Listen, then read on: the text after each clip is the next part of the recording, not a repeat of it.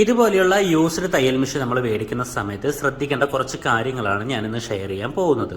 ഒന്നാമത്തെ കാര്യം ഞാൻ പറഞ്ഞുതരാൻ പോകുന്നത് എന്താണെന്ന് വെച്ച് കഴിഞ്ഞാൽ, നമ്മൾ തയ്യൽ മെഷീൻ മേടിക്കുന്ന സമയത്ത് സ്റ്റിച്ച് ചെയ്ത് നോക്കുന്ന ടൈമിൽ മെഷീനിൽ നിന്ന് ഒരുപാട് സൗണ്ട് വരികയാണെന്നുണ്ടെങ്കിൽ ഒരിക്കലും ആ മെഷീൻ പർച്ചേസ് ചെയ്യരുത്. അത് പിന്നീട് നമുക്ക് പ്രോബ്ലം ആയിരിക്കും. നമ്മൾ മേടിക്കാൻ പോകുന്ന മെഷീൻ ഒരുപാട് യൂസ് ചെയ്തിട്ടുണ്ടോ എന്നുള്ളത് എങ്ങനെ ചെക്ക് ചെയ്യാമെന്ന് നോക്കാം. ഈ കാണുന്ന പോർഷനെ പറയുന്ന പേരാണ് ക്യാം എന്നുള്ളത്. ഈ പുറമോട്ട് തള്ളി നിൽക്കുന്ന ഈ പോർഷനെ പറയുന്നതാണ് ടേക്കപ്പ് ലിവർ.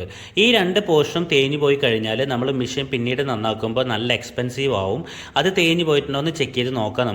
നമുക്കിത് ചെക്ക് ചെയ്യാനായിട്ട് ഒരു ടൂൾസിന്റെ ആവശ്യമില്ല. നമ്മൾ കൈകൊണ്ട് ഇങ്ങനെ ഹോൾഡ് ചെയ്യുക, ശേഷം മുകളിലോട്ടും താഴോട്ടും ഷെയ്ക്ക് ചെയ്ത് നോക്കുക. കണ്ടില്ലേ, ഇത് നല്ല സ്ട്രോങ് ആണ്.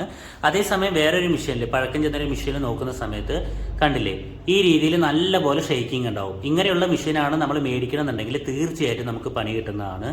യൂസ്ഡ് തയ്യൽ മെഷീൻ മേടിക്കുന്ന സമയത്ത് ഈ പറഞ്ഞ കാര്യം കറക്റ്റായിട്ട് ചെക്ക് ചെയ്ത് നോക്കുക. അതിന് ശേഷം മാത്രം തയ്യൽ മെഷീൻ മേടിക്കുക. ഇങ്ങനെ മെഷീൻ മേടിച്ച് പണി കിട്ടിയ ഒരുപാട് ആൾക്കാരെ ഞാൻ കണ്ടിട്ടുണ്ട്. അപ്പോൾ വീഡിയോ ഇഷ്ടപ്പെട്ടു കഴിഞ്ഞാൽ എല്ലാവരും വീഡിയോ മാക്സിമം സപ്പോർട്ട് ചെയ്യുക, സബ്സ്ക്രൈബ് ചെയ്യുക, ലൈക്ക് ചെയ്യുക, ഷെയർ ചെയ്യുക.